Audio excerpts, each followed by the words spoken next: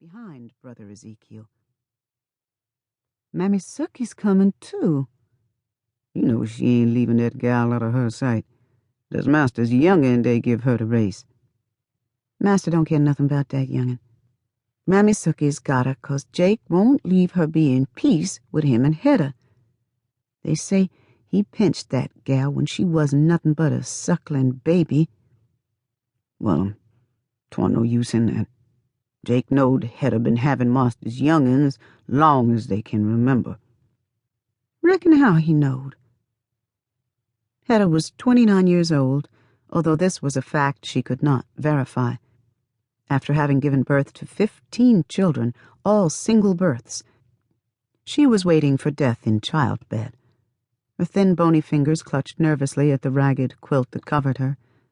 Evidently her mind wandered back over happier and earlier days, for her quick, beady eyes, glittering with fever, sometimes lighted up, and although she was nearly speechless, Kayleen fancied she heard the sick woman muttering words.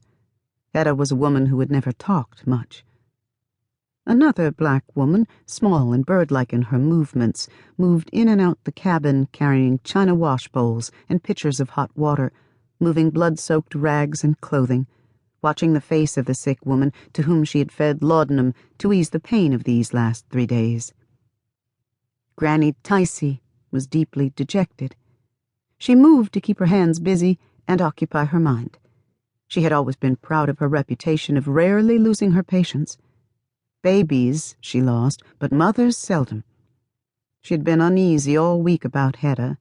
It wasn't the first time this heavy-breeding woman, whose babies came too fast, tearing her flesh in shreds, had had a hard and complicated time. She did not like either the looks or the actions of Hedda, and she told Jake and Master, or at least tried to communicate her fears to them. Of course, it was true there wasn't anything too much she had to base her fear on. Hedda was sick every day this last time. Toward the end, she rarely left her bed.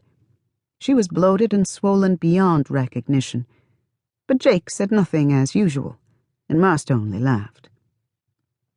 8 days ago, when Granny Ticey saw the quarter moon dripping blood, she knew it was an evil omen. When Jake came for her and said Hedda's time had come, she did not want to go, because she knew nothing was right. But she went and she stayed, and now, grim and wordless, she watched the night lengthen into shadows outside Sis Hedda's door. One thing Granny Ticey had done. When the baby was born dead, and Hedda started having terrible fits and hemorrhaging, she made Master send for a doctor, but 2 days went by before the doctor came. Meanwhile, Granny Ticey made tansy tea and bathed Hedda in hazel root and used red shank. All these did no good. On the 3rd day, when the white doctor came, he barely stayed 10 minutes, and he did not touch Hedda. Instead, he spoke angrily to Granny Ticey. "What do you want me to do, now that it's plain she's dying? You didn't get all that afterbirth. How many times do I have to tell you to get it all? Don't know why you had John to get me way out here for this, unless it was just to make him waste money over your carelessness." Granny Ticey said nothing. Her lips were tight, and her eyes were hard and angry in an otherwise set face. But she was thinking all she dared not say. How was he expecting me to get all the rotten pieces after a dead baby? That's exactly why I sent for him, so's he could get what I couldn't get. If he had come on when I sent for him, instead of waiting till now, Hedda might not be dead. No, I'll take that back. She was going to die anyway. She had to die one of these times. The last 2 times were nothing but the goodness of God. I guess it's just her time. When the doctor went away, he must have told Master that Hedda was dying. Early in the afternoon, when dinner in the big house was over, Master came down to Hedda's cabin. Granny Ticey was there alone with Hedda. Jake was in the fields. Master was a tall, blond man, barely 35 years old.